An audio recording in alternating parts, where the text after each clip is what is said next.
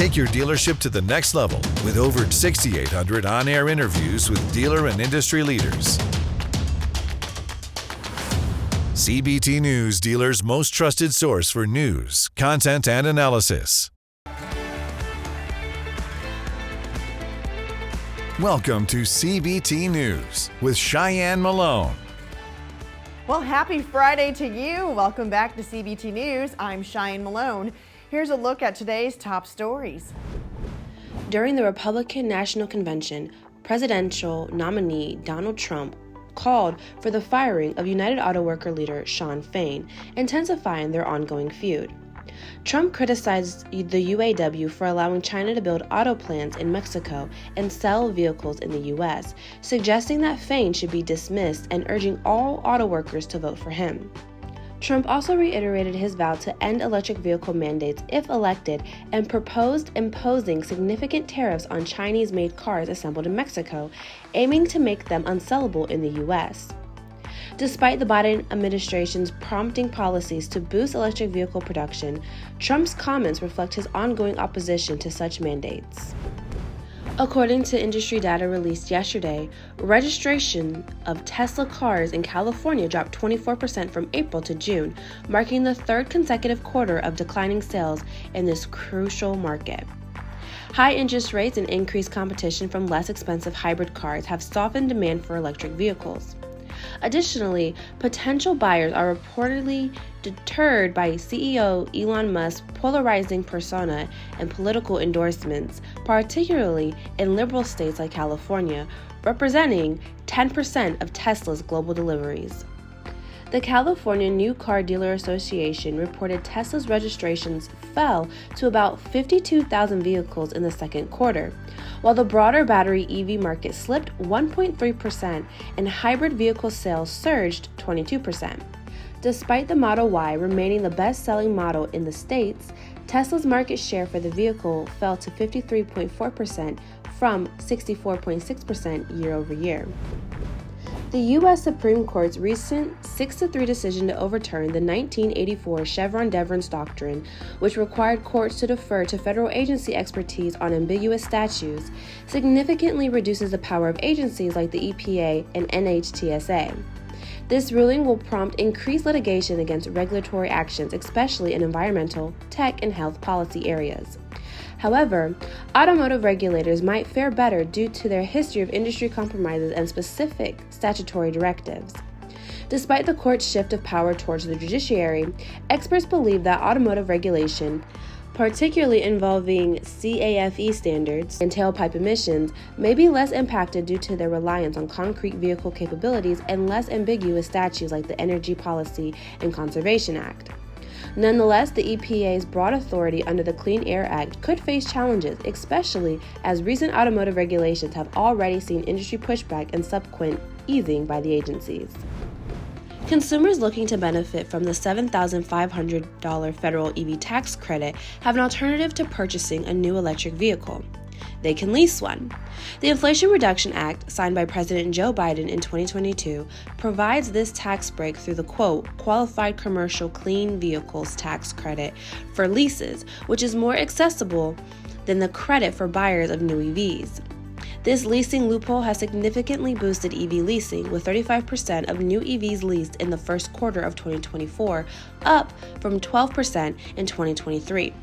While dealers are not obligated to pass the tax savings to consumers, many are doing so, making leasing an attractive option. However, consumers are advised to verify the inclusion of the tax credit in lease agreements and consider the overall financial implications of leasing versus buying.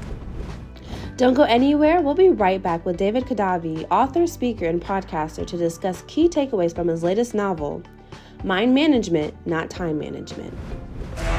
Hey everyone, it's Jim Fitzpatrick. Thanks so much for joining us this morning. Welcome into the latest edition of Inside Automotive. Hi everyone, I'm Cheyenne Malone. Welcome to Women Driving the Industry. It's Steve Greenfield from Automotive Ventures. Welcome back to the latest episode of The Future of Automotive. Welcome into another edition of CBT Now. Welcome to Diversity in Automotive. Adam Marburger here. Welcome to Training Camp. You're watching Driving Solutions. I'm your host, of course, Jonathan Dawson. Welcome to Mind Your Own Business. Thanks for watching another edition of The Power Lunch.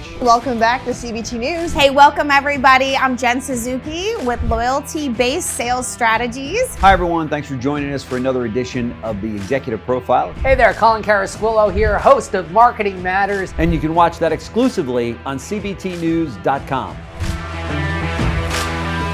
The strongest team in automotive media. CBT News, a dealer's #1 resource for news, content, coaching, and analysis. We hear so much about time management, but I agree with you. It's more about how to be creative and when. But can you share a few actionable tips to better manage our minds more effectively? Yeah, I think I'll start with a thing I call the minimum creative dose. And this comes from medicine. There's this idea of the minimum effective dose. What's the minimum amount that you can take of any drug or substance that is going to create some kind of an effect? And the minimum creative dose is the same idea applied to any complex problem that you're trying to solve. Say it's in your business, or you're trying to brainstorm some sort of sales pitch, and you really need to come up with a great idea, or you're trying to think about your marketing strategy for the next quarter. These sort of creative, multivariate things, when there's not like one perfect answer to the question, those are the times where we really get blocked. We try to just make the solution come to us. We want to have this amazing aha moment, and it's just not going to happen that way. There happens to be some research that's over 100 years old that shows that there's 4 stages to creativity. There's the preparation, the incubation, the illumination, and the verification. And the minimum creative dose takes advantage of this oft overlooked thing, the incubation period. We have in our culture these ideas like sleep on it, that if you are having a struggle with a difficult problem, that you should just think about it, go to bed, wake up in the morning, see how you feel. Well, how often do we actually use that to our advantage? Right. And that's what the minimum creative dose is all about. If you have some sort of multivariate problem that you're trying to solve, then what is the minimum that you can do to get your gears turning about that? Now, that could be as simple as pulling out your phone and opening up a notes app and just writing a few bullet points about that thing. And there's mountains of research that shows that when you get yourself to think about some kind of a problem and you have a break between that and then reapproaching that problem and trying to come up with a solution again, there's more clarity, you have better ideas, but what's important is you actually have to do that initial thing of thinking about it to get your gears turning about it. And there's all sorts of things happening in our minds, whether it is that we are forgetting the bad ideas that we had, or we're getting that information about the problem to seep into our long-term memory, or we're just in the shower or doing other things and we happen to have ideas about that thing that we were just thinking about. But we have to give ourselves that minimum creative dose to make that happen. So that is, I think, the most powerful, most actionable thing, is to really just give yourself, set a timer. I've got these sand timers, 2 minutes. You could turn one of these over 2 minutes, jot down a few things, forget about it, move on with your day, set a reminder to revisit it tomorrow, and you will be amazed at how much easier every problem is to solve when you give yourself the minimum creative dose. Well, that does it for us for today. But remember, it is easy to stay up to date with the most recent news and trends influencing the retail automotive industry. All you have to do is follow us. We're on TikTok, LinkedIn, Facebook, and X, formerly known as Twitter. I'm Cheyenne Malone. You have a good one. CBT News, your #1 resource for auto industry news and content.